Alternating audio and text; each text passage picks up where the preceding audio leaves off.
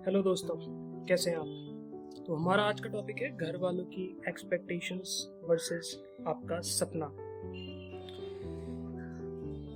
यार, कभी रात को 2 बजे बिस्तर पर लेटे लेटे सीलिंग को देखा है और अचानक से एक अजीब सा वेट चेस्ट पर फील होने लगा हो। वो वेट किसी बीमारी का नहीं होता है, वो वेट होता है एक्सपेक्टेशंस का।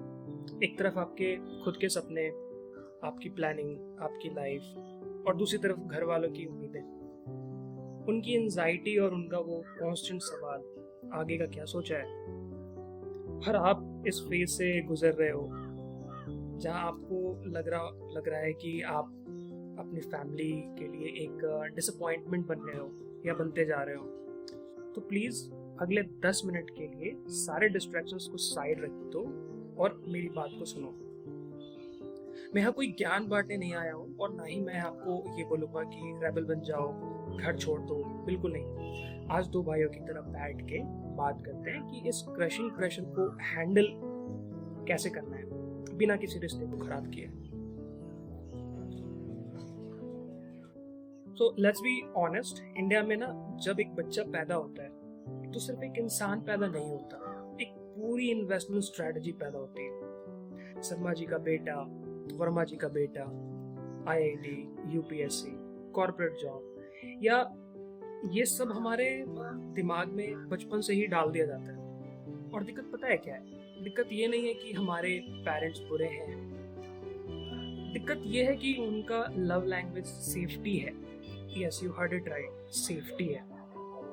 उनका जो डर है ना वो गलत नहीं है। उन्होंने वो दौर देखा है जहाँ पर पैसे की कमी की वजह से घर चलाना मुश्किल होता था। उनके लिए सक्सेस का मतलब है एक सिक्योर्ड गवर्नमेंट जॉब या एक स्टेबल 9 to 5 डेस्क जॉब।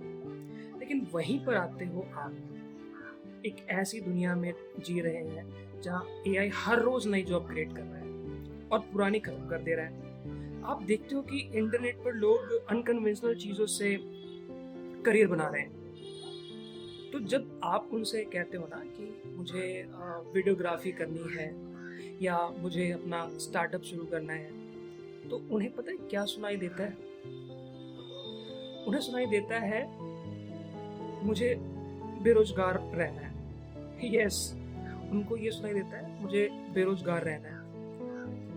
यहीं पर लगता है सबसे बड़ा गैप। आपको लगता है वो आपको समझ नहीं रहे और उन्हें लगता है आप भटक गए हो।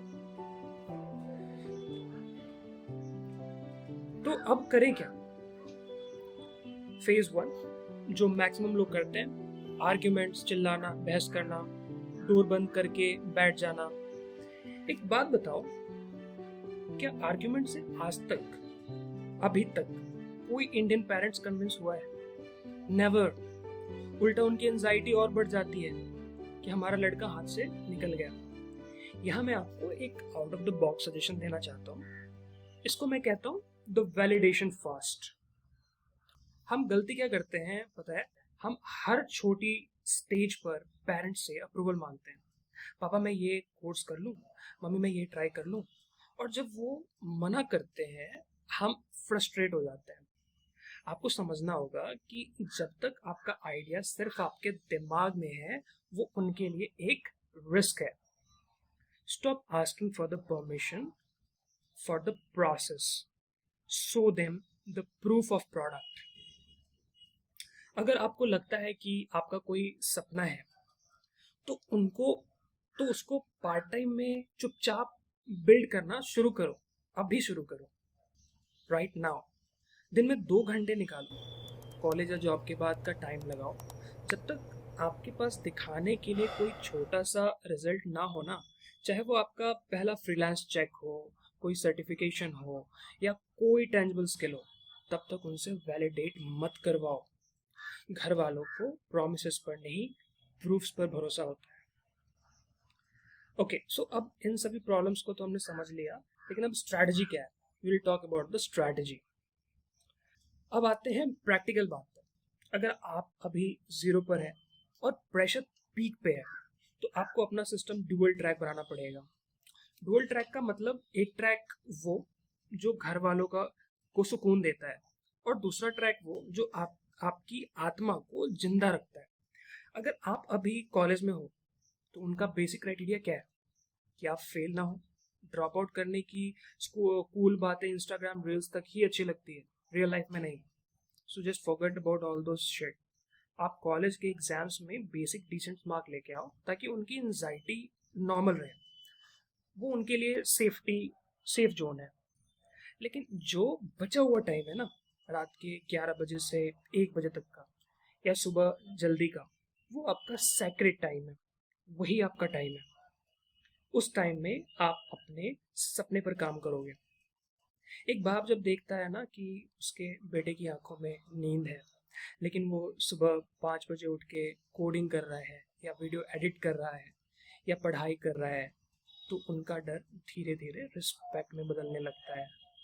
पेरेंट्स तब तक अपोज करते हैं जब तक उन्हें लगता है कि आप सिर्फ अपनी आलस की वजह से शॉर्टकट्स ढूंढ रहे हो। जिस उन्हें दिख गया कि आप मेहनत करने से डर नहीं रहे, उनका प्रेशर 50% वहीं कम हो जाता है। So what is the learning of all this like talk that we have done? Emotional loan concept भी बताऊंगा। चलो एक और रियल बात करते हैं। बहुत से लोग बोलते हैं भाई मेरे पेरेंट्स तो बिल्कुल सपोर्ट नहीं करते, इमोशनल ब्लैकमेल करते हैं।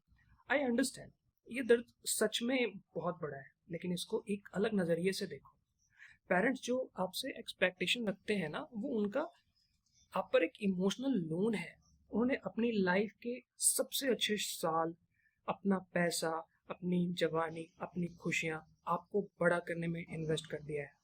अब जब रिटर्न का टाइम आया तो उनका डरना नेचुरल है। आपको उनका दुश्मन नहीं बनना है, आपको उनका रिस्क मैनेजर बनना है। यू हर्ड इट राइट, आपको उनका रिस्क मैनेजर बनना है।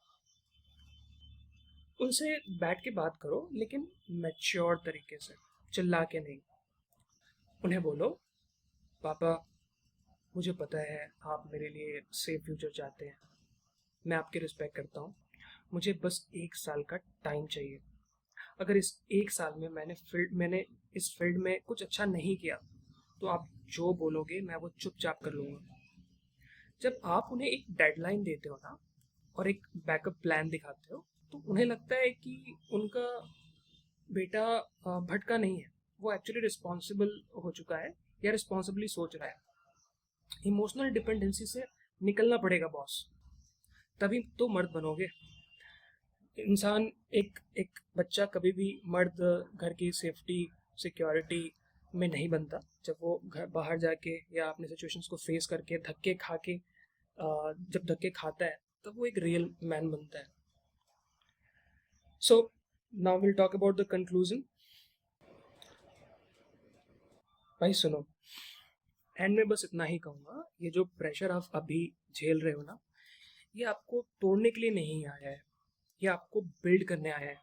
जो इंसान अपने घर के प्रेशर को शांति से, मैच्योरिटी से और हार्ड वर्क से हैंडल कर लेता है ना, वो दुनिया के किसी भी कॉर्पोरेट प्रेशर या बिजनेस प्रेशर को हंसते हंसते झेल सकता है।